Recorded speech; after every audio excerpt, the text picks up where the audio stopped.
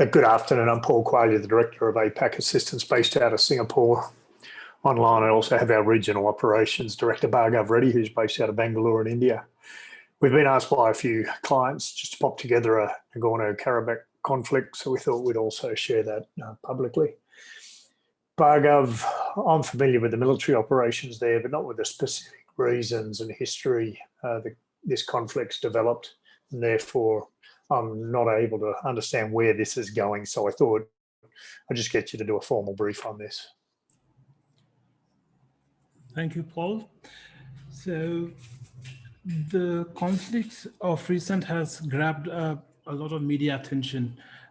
To understand the conflict, we need to understand the motives and the economic interests in the Caucasus region in a deeper sense. The region is deeply divided along religious and ethnic lines, as well as the uniqueness of the region is that it's former Soviet territory, and that makes it even more delicate. Now, there are two world powers at play here. In fact, one of them you can call regional power, or at least a wannabe world power, that is Russia, and the regional power being Turkey. Now, to understand the recent flare-up, we need to also understand what's behind all the border clashes and skirmishes which has recently ended in a ceasefire. Foremost among them is the economic interest driven by the resource-rich countries like Azerbaijan and Turkey, and in between are partially barren regions of Armenia, which is mountainous and hilly. However, strategically, it occupies a major chunk of land, which is very essential for pipelines. As you see, that there are multiple pipelines which is crisscrossing across the Caucasus region, across at least 3 different countries. Now, Azerbaijan is an oil-rich country with a GDP of over $40 billion. It has a population over 13 million, while Armenia is comparatively smaller. Its GDP is barely over 13 billion and has population over 3 million. In fact, there are more Armenians outside Armenia than in Armenia. So having said that, it is quite interesting that the clashes have played up at a juncture where regional power Turkey is trying to expand its influence, galvanizing its support from its potential allies or traditional allies, which is Azerbaijan. Azerbaijan is a Shia Muslim dominated country, but ethnically they're of Turkic stock. Now, the pipelines of course, are one of the primary motives. Securing the pipelines, especially which run closer to a hostile border of Armenia, is probably the primary motive. However, there's also a question of securing Azeri minorities within the disputed region of Nagorno-Karabakh. Now, if we look closer on the map, the entire region, the highlighted region here, Nagorno-Karabakh has traditionally been disputed because the region has a majority Armenian ethnicity, while Azeri, which basically surrounds the entire region, are in minority. Now, Azeri majority are as high as 99%. Right. So, but the surrounding regions are the problematic areas because these are ever-changing power influences which vary based on who has upper hand in terms of their military positioning. Right. So, having covered the ethnic as well as economic interests, if we go a little back with what actually led to the conflict, is that there are multiple conflicts throughout the history, ever since the Soviet Union collapsed. Both Armenia and Azerbaijan were part of the Soviet Union as republics. They were independent republics. And when the Grander Union collapsed, each of their republics went to war. Basically, there were long-running conflicts between Orthodox Christian Armenian ethnicities and Turkic-based Azeri ethnicity, right? So it started with regional clashes, and it erupted into a full-scale war when Soviet Union collapsed in early 1990s. Then there was a referendum which nobody actually paid heed to. According to Azerbaijan state, the referendum was a farce, even though 99% of the people voted to be part of Armenia. But the problem was the Azeri population of Nagorno-Karabakh region boycotted the referendum, right? So that's where the crux of the situation is. And there were multiple flare-ups in between as well, especially in 2016 and later this year as well. Paul, do you have any questions until now, especially about history and how it evolved? No, not really. Just if we could go up a slide. I just want to ask a question on the actual slide. Sorry, the next slide up. Yeah. Is along the actual Armenian border to the west of the disputed region. Yes. There's three red, just looks like explosions. Are they incidents, or what's the relevance of those three explosion-looking? Okay, those indicate the frequent clashes between both communities and the militaries across the border. Now, this is an enclave of Azerbaijan trapped between Iran and Armenia without a direct road access to mainland Azerbaijan, right? So that's where one of the most frequent combats actually happen between Azeri population and Armenia. And here, I would say these are the choke points. Choke points because multiple pipelines pass through this treacherous region, and yes. they go across Armenia into Turkey. Now, Armenia is basically being an unwanted bone in between for Turkey and Azerbaijan, practically, yes. because it is blocking their pipeline access, right? So that's basically the significance of these troubled regions. And will you cover off later about the tensions with other countries, Russia, Turkey, Iran, etc.? Certainly. Okay, certainly. Thanks. Sorry to interrupt you. Moving forward, we need to understand that in terms of country to country in military power, as I highlighted, Azerbaijan is far stronger, far bigger, far stronger economically, bigger in terms of population and territory, and even in terms of military, they are much more powerful. Okay, they have more tanks, they have more personnel.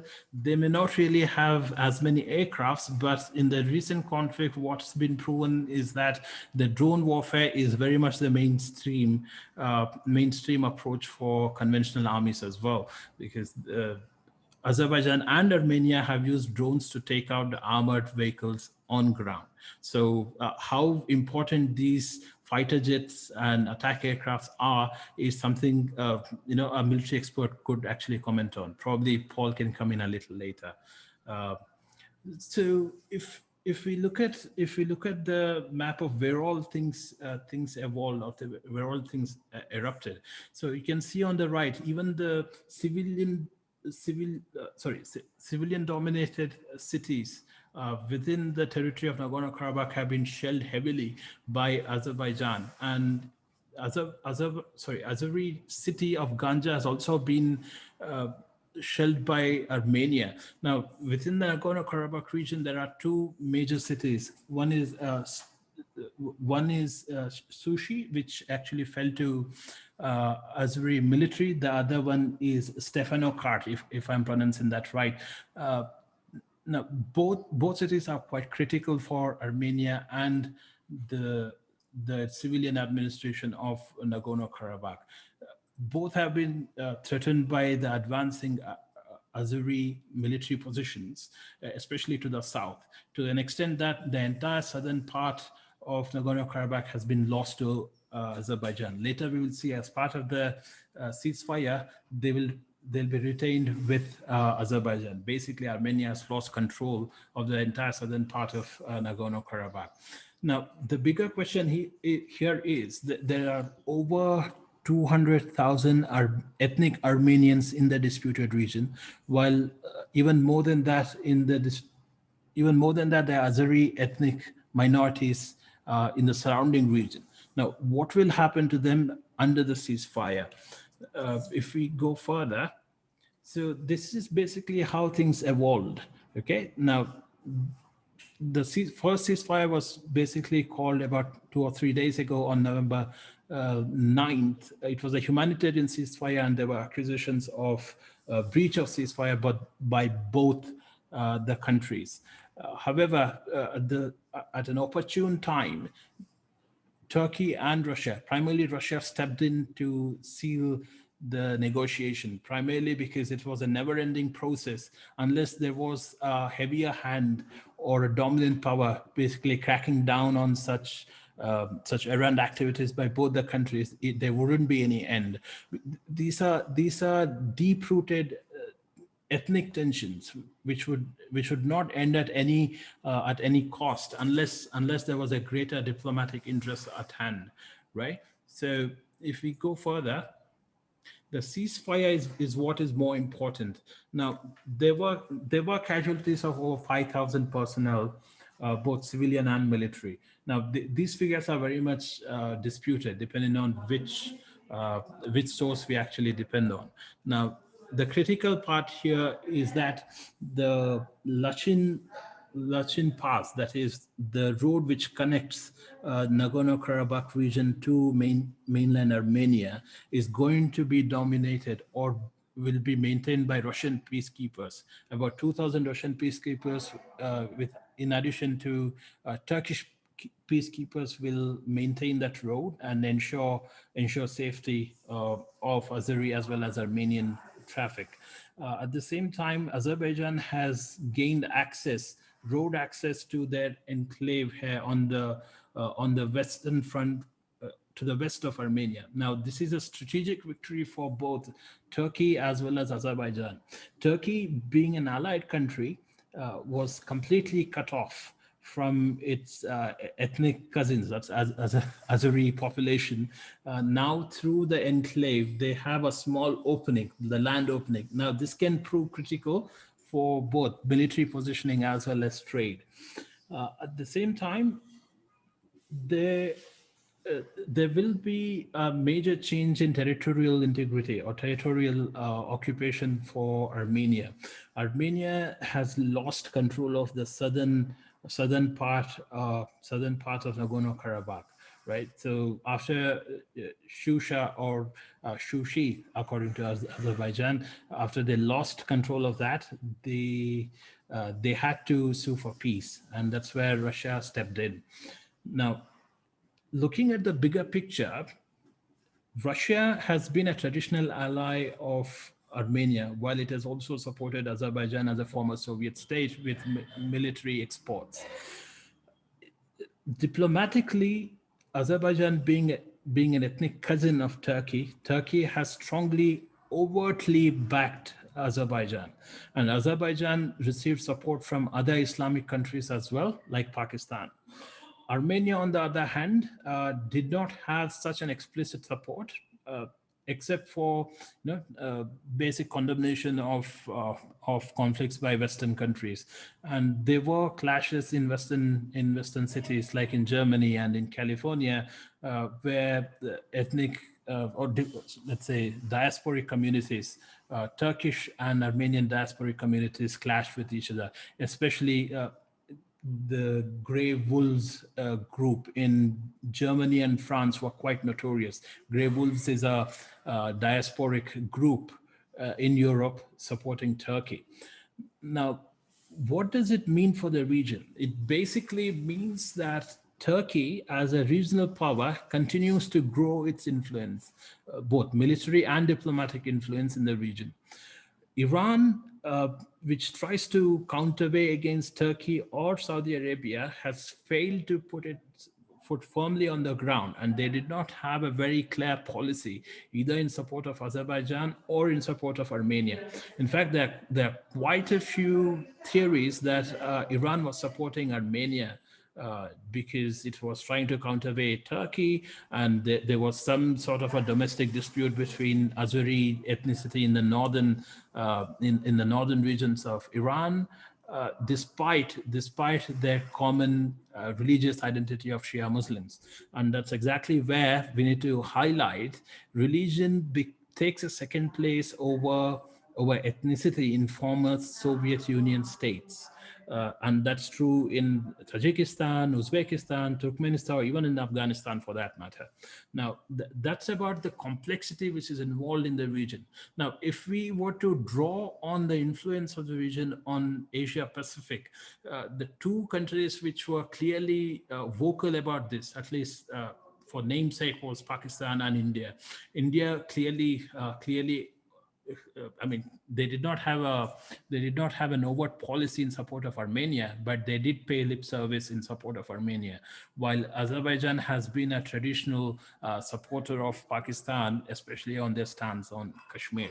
So to that extent, the region may seem insignificant from an Asia Pacific perspective.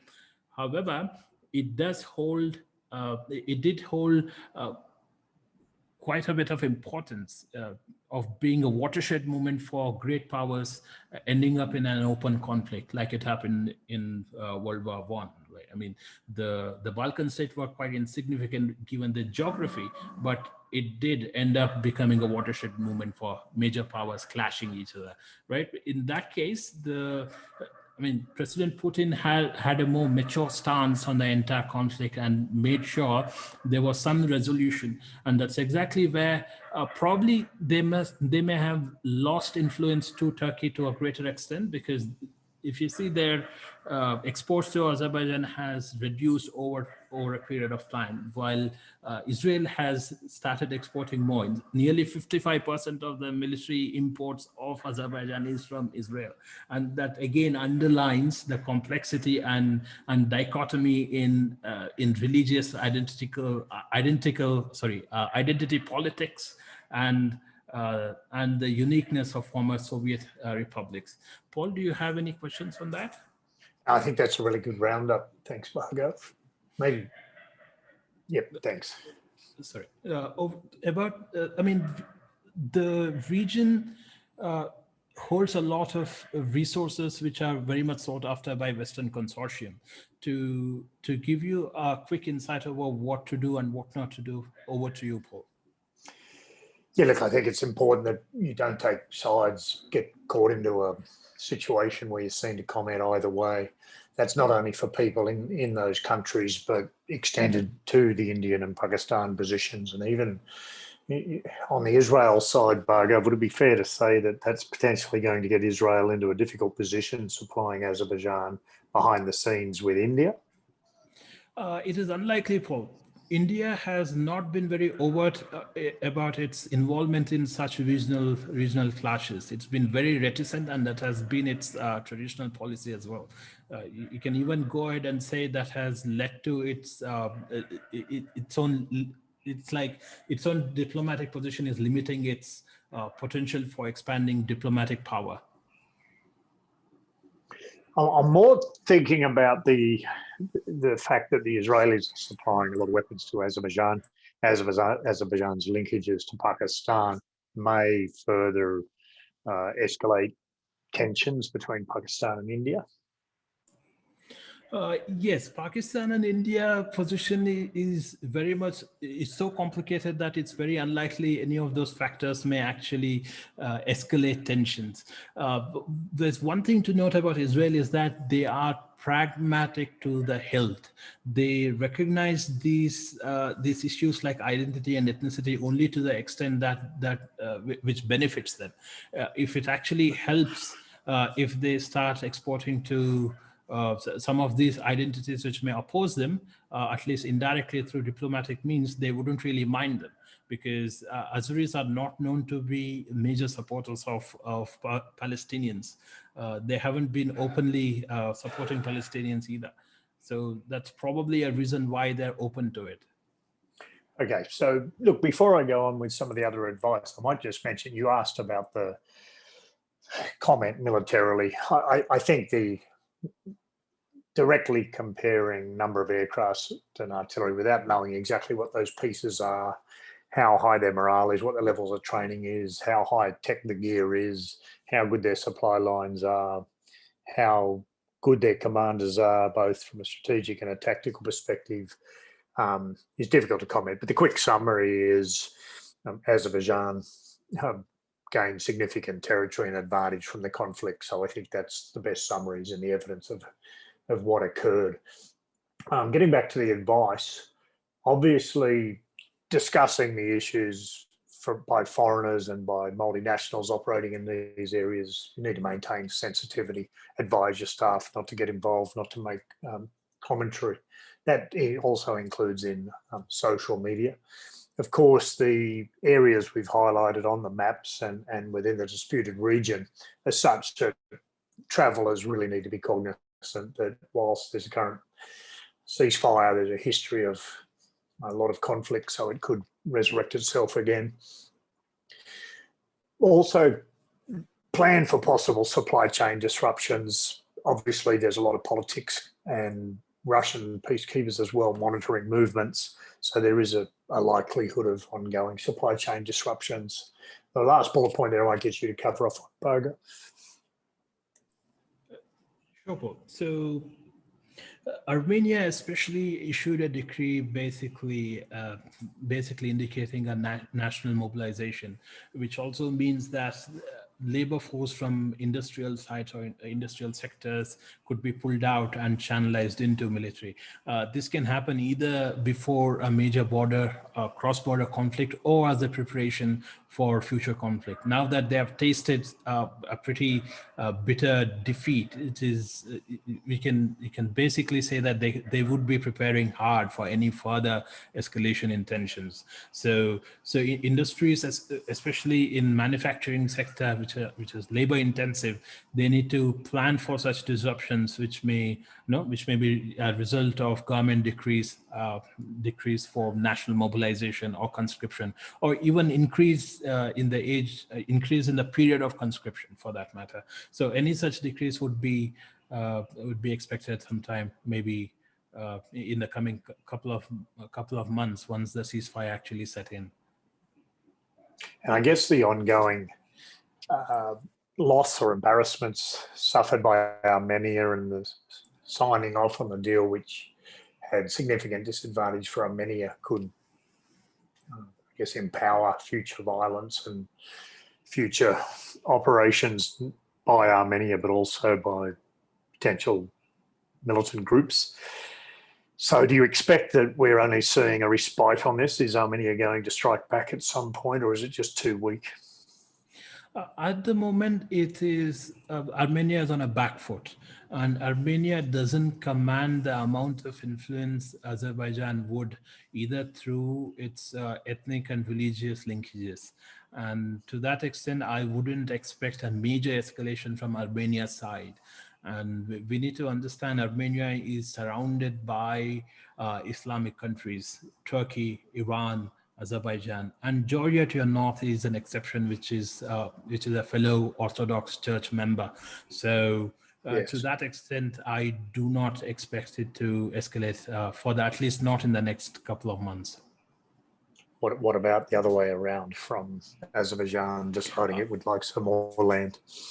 Yes, I would certainly expect such further escalation, especially with the support of Turkey. Now that they have gained an opening through a road corridor all the way to the Turkish border along the Iranian border in the south, which basically gives them an incentive to further expand their access to the all-important Turkish border, as well as the Black Sea to the west.